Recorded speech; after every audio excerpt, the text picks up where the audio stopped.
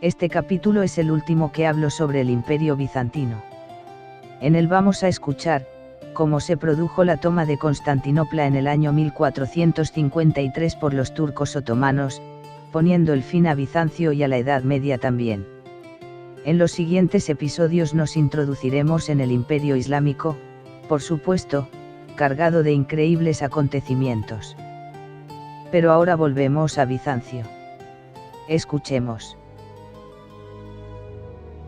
La larga lucha entre los otomanos y el Imperio Bizantino concluyó el 29 de mayo de 1453, cuando Constantinopla fue conquistada por las tropas de Mehmed II al término de uno de los mayores asedios de la historia. El hecho marcó el fin de la Edad Media y produjo una gran conmoción en la cristiandad. En cierto modo, cabría decir que la caída de Constantinopla causó en su tiempo un impacto comparable al que los hechos del 11S de 2001 han tenido en nuestra época. En la primavera de 1453, un enorme ejército otomano convergió sobre los muros de la ciudad cristiana de Constantinopla para asestar el golpe de gracia al moribundo Imperio Bizantino. Desde hacía más de un siglo, los otomanos, un pueblo turco originario de Asia Central, habían avanzado firmemente, arrebatando territorio, mano de obra y recursos a los bizantinos grecoparlantes, hasta que lo único que quedó de Bizancio fue la propia Constantinopla, su capital. Ahora, el sultán Mehmed II pretendía conquistar la ciudad para el Islam. Tras las murallas esperaba Constantino XI, que se había pasado la vida resistiendo a los otomanos y estaba decidido a combatir hasta el fin. El emperador bizantino se enfrentaba a un ejército compuesto por un mínimo de 100.000 hombres. En comparación, las fuerzas bizantinas eran escasas, unas fuerzas mixtas de 8.000 soldados entre griegos, venecianos y genoveses, más algunos de Aragón y Castilla, y la defensa organizada por el soberano se veía menoscabada por las disputas religiosas históricas entre la población griega ortodoxa y los católicos fieles al Papa. Las murallas más poderosas. La principal baza de Constantino era la propia ciudad. Con forma aproximada de triángulo y un perímetro de 19 kilómetros, dos de sus lados estaban rodeados por agua y el tercero, de 6 kilómetros de longitud, estaba protegido por las fortificaciones más formidables del mundo medieval. La muralla de Teodosio se alzaba desde el siglo V y estaba compuesta por 5 estratos defensivos, una doble muralla con 192 torres, un foso y 2 zonas expuestas que el enemigo debía cruzar bajo un fuego intenso. En sus 1100 años de historia, la ciudad había vivido 26 asedios, y ningún atacante había logrado superar aquellas murallas. En 1204, los cruzados conquistaron Constantinopla asaltando las murallas marítimas, no las teodosianas. Además, Constantino estaba encantado porque un genovés especialista en asedios, Giovanni Giustiniani, había llegado para dirigir las operaciones defensivas. Desde las murallas, los defensores de la ciudad veían el campamento otomano a sus pies, extendiéndose de costa a costa, un espectáculo imponente de millares de hombres, tiendas, animales y provisiones. Lo más alarmante era que el enemigo había desplazado un número de cañones sin precedentes.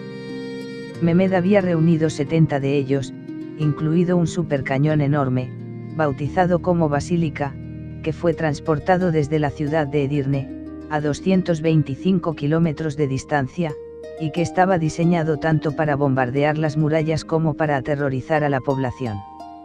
El 12 de abril, los cañones comenzaron a tronar. La guerra había empezado. El castigo de la artillería. El efecto de los bombardeos fue devastador. Las murallas que habían resistido siglos de ataques empezaron a desmoronarse. Para los defensores, los efectos psicológicos del bombardeo fueron tan graves como sus daños materiales. El ruido y la vibración de las baterías de cañones, las nubes de humo y los demoledores impactos en las murallas consternaban a los más curtidos defensores.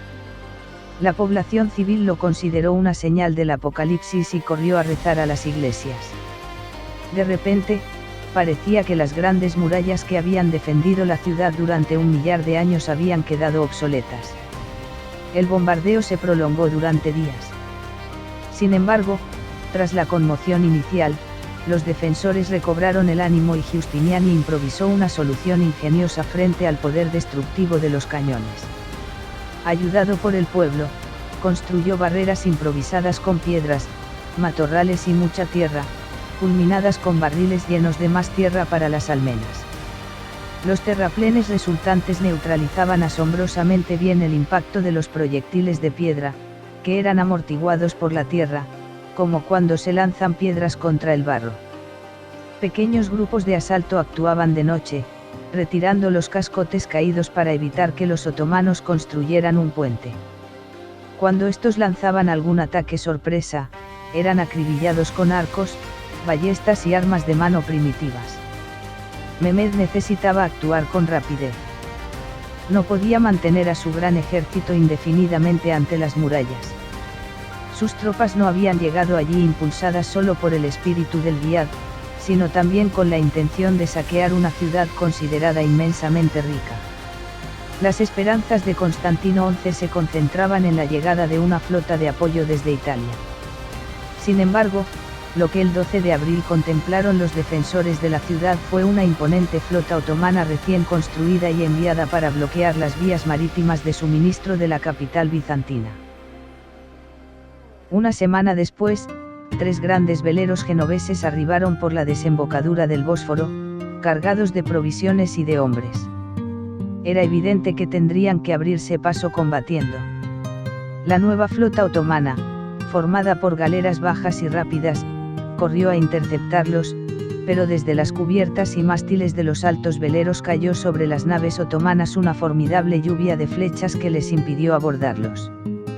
Desde la orilla, Mehmed vio con rabia e impotencia cómo su flota era humillada por aquellos barcos, que pudieron entrar en el puerto bizantino del Cuerno de Oro, que se cerraba con una gran cadena.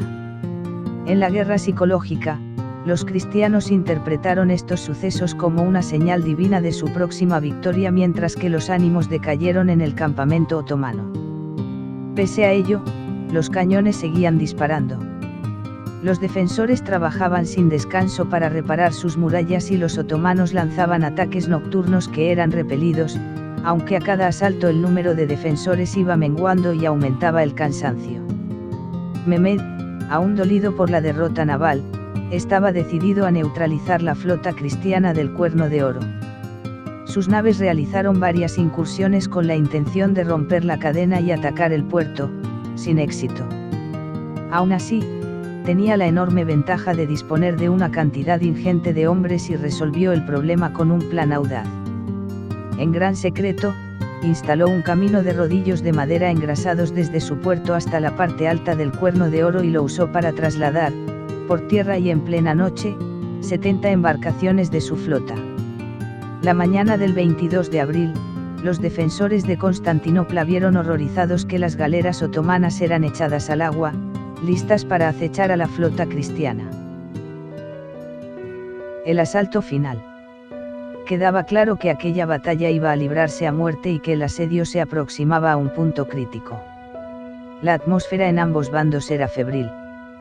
La población de Constantinopla estaba alarmada porque una vieja profecía decía que la ciudad jamás podría ser tomada con luna creciente. Por eso, la noche del 24 de mayo, cuando la luna empezó a menguar, el miedo se apoderó de la gente. Los que contemplaban la luna aquella noche quedaron perplejos porque solo tenía una parte visible, consecuencia de un eclipse parcial, lo que interpretaron como un terrible presagio, lo que supuso un duro revés para los esfuerzos de Constantino por mantener la moral de los sitiados. Al día siguiente ordenó sacar en procesión el icono más sagrado de la Virgen que había en la ciudad, para levantar los ánimos. Sin embargo, las cosas empeoraron. Una violenta tempestad sorprendió a quienes participaban en el ritual, y el icono resbaló de hombros de los porteadores y cayó al fango, lo que terminó con la procesión. La mañana siguiente se vieron extraños efectos de luz alrededor de la cúpula central de Santa Sofía. Los aterrorizados habitantes creyeron que Dios había abandonado definitivamente su ciudad. Una delegación visitó al emperador para suplicarle que huyera. El 27 de mayo, Mehmed se preparó para el asalto definitivo, mentalizando a sus hombres para una batalla a vida o muerte. Durante 3 noches seguidas ordenó que encendieran hogueras a lo largo de la línea del frente. Desde las murallas, los defensores podían ver un anillo de llamas ante el campamento enemigo, mientras oían rítmicos cantos. Los cristianos colocaron sus iconos en las murallas para elevar su moral y rogar protección divina. La tarde del 28 de mayo, todos se congregaron en Santa Sofía por última vez, en una demostración de unidad que por fin concilió a ortodoxos y católicos. Todos se abrazaron y regresaron a sus puestos. Constantino y Giustiniani colocaron a sus tropas entre la muralla interior y la exterior, y cerraron las puertas de la ciudad. No podían retroceder. Gran parte de la población civil se reunió en la vasta iglesia de Santa Sofía para rezar. Antes del amanecer del 29 de mayo, entre el ruido de tambores, cuernos y campanadas, los otomanos empezaron a lanzar constantes ataques en oleadas. Todos caían al pie de las murallas. Los defensores se mantuvieron firmes durante horas, pero el peso del número empezaba a decantar la balanza. Un desenlace trágico. Fue la mala suerte lo que al final resquebrajó la defensa cristiana. Tras días combatiendo, Giustiniani resultó gravemente herido y, viendo que no podía seguir luchando, pidió a Constantino permiso para retirarse. El emperador aceptó a regañadientes. Cuando los soldados vieron que su gran comandante abandonaba la batalla, su moral se derrumbó. Todos echaron a correr hacia las puertas de la ciudad y los otomanos pudieron atravesar las murallas y asaltar las calles, asesinando y saqueando. Abrieron las puertas de Santa Sofía a la fuerza y todos los que estaban en su interior fueron esclavizados. Mehmed hizo una entrada triunfal en la ciudad. Constantino debió de caer en combate, su cuerpo jamás fue encontrado. El asedio y la toma de Constantinopla marcaron el final de la Edad Media. Supusieron el fin del mundo clásico, la llegada definitiva de los otomanos a la arena europea y el avance de la tecnología de la pólvora. La aflicción embargó a toda la cristiandad. Constantinopla había sido la ciudad fundacional del cristianismo, la creían eterna. Los relatos de la época evidencian que la gente recordaba dónde se encontraba cuando se enteró del desastre. ¿Qué es esa execrable noticia que nos llega sobre Constantinopla?, escribió el erudito Enea Silvio Piccolomini al Papa. Me tiembla la mano mientras escribo. En cierto modo, cabría decir que la caída de Constantinopla causó en su tiempo un impacto comparable al que los hechos del 11S de 2001 han tenido en nuestra época.